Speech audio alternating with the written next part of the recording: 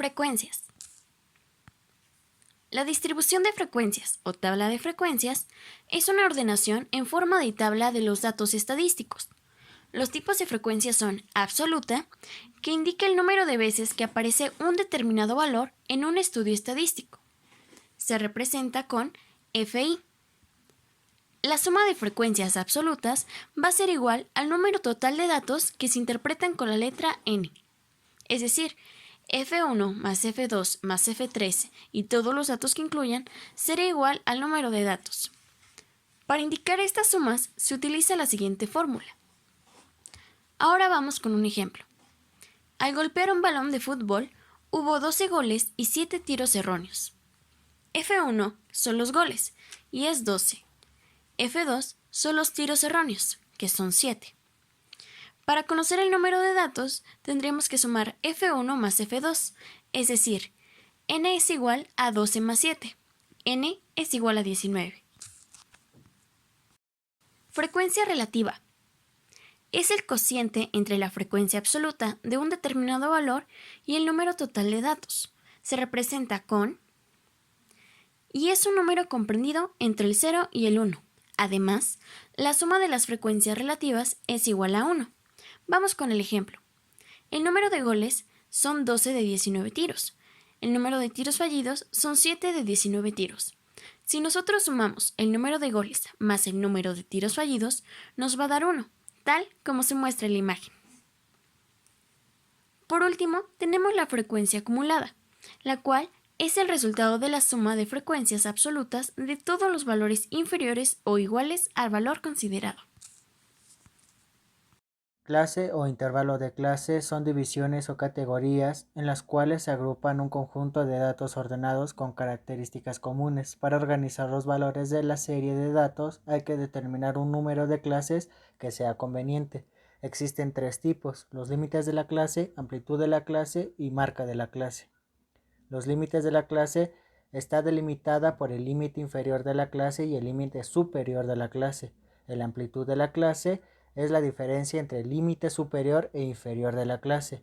En marca de la clase es el punto medio de cada intervalo y es el valor que representa todo el intervalo para el cálculo de algunos parámetros. La marca de la clase se representa por CI.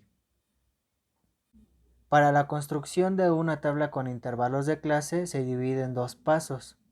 1. Se localizan los valores menor y mayor de la distribución, en este caso son 3 y 48. Segundo, se restan y se busca un número entero un poco mayor que la diferencia y que sea divisible por el número de intervalos que queramos poner. Es conveniente que el número de intervalos esté entre el 6 y el 15. En este caso, 48 menos 3 es igual a 15. Incrementamos el número hasta 50 dividido entre 5 es igual a 10 intervalos. Se forman los intervalos teniendo presente que el límite inferior de una clase pertenece al intervalo, pero el límite superior no pertenece al intervalo. Se cuenta en el siguiente intervalo. Hola, mi nombre es Eric y me toca hablar sobre las medidas de dispersión.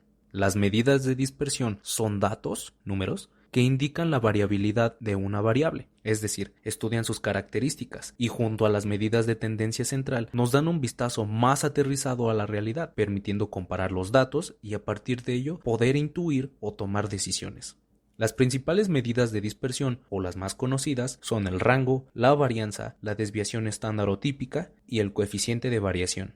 El rango, en esencia, solo nos indica la diferencia entre el valor máximo y el valor mínimo dentro de una muestra o población a estudiar. Esta medida de dispersión se suele utilizar cuando el cálculo de la media no es posible o esta no es significativa.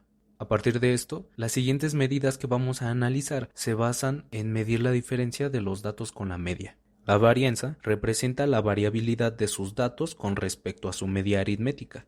La varianza siempre será mayor o igual a 0, pues al elevar los residuos al cuadrado no hay espacio para una varianza negativa matemáticamente, y por lo anterior tampoco puede ser menor a 0. Su fórmula matemática es la siguiente, en donde x es la variable sobre la cual se calcula la varianza. X, subíndice y, puede tomar cualquier valor entre 1 y n dentro de la variable. N mayúscula es el número de datos o la suma de las frecuencias, y x media o μ es el promedio. La desviación estándar puede ser la medida de dispersión más común junto a la varianza. Esta indica, al igual que lo anterior, qué tan dispersos están los datos con respecto a la media. En esencia, sería la raíz cuadrada de la varianza.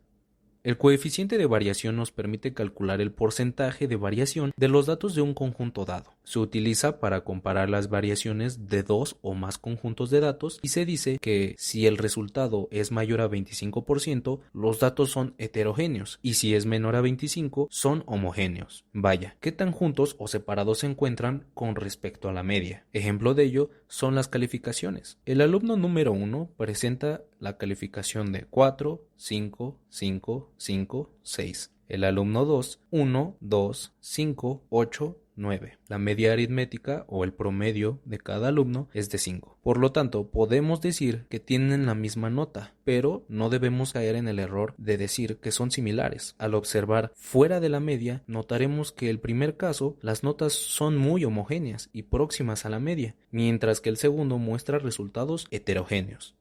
Las medidas de tendencia central son medidas estadísticas que pretenden resumir en un solo valor a un conjunto de valores. Las medidas de tendencia central más utilizadas son media, mediana y moda. Estas nos indican dónde se sitúa un dato dentro de una distribución de datos. El valor más representativo o típico no es el valor más pequeño o el más grande, sino un valor que está en algún punto intermedio del grupo. Más exactamente, se acerca a estar al centro de todos los valores. Por ello, se le llama medidas de tendencia central. La media representa en un valor las características que presenta una variable de conjunto de datos y solo puede usarse con variables cuantitativas. La media puede considerarse un concepto base para la comprensión de variables aleatorias y de distribución, ya que la distribución se caracteriza principalmente por las medidas de tendencia central y de dispersión, siendo frecuentemente la media uno de los parámetros de la distribución. La media es la suma de los valores del grupo de datos dividida entre la cantidad de valores. Un ejemplo sería calcular la media del uso de la tecnología de la provincia. Como se ve en la imagen, el teléfono celular cuenta con 127.943, la computadora 36.618, televisión por cable 40.602 y la internet 19.417.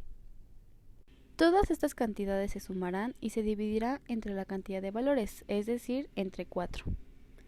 Como respuesta tenemos que la media de la tecnología en la provincia es de 56.145.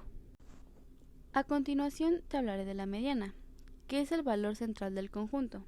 Para encontrar la mediana, primero arreglaremos los valores de conjunto de acuerdo a su magnitud, es decir, del más pequeño al más grande o del más grande al más pequeño y después localizar el valor central.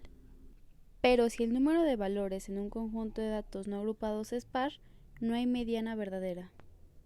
Como ejemplo tomaremos el mismo caso anterior, donde ya están ordenados los datos del menor a mayor y los dos números que están en el centro serán sumados entre sí y después divididos entre 2. Como respuesta tenemos que el medio del uso de la tecnología en la provincia es de 38.610. Como último tenemos a la moda, que es el valor el cual ocurre más frecuentemente en el conjunto.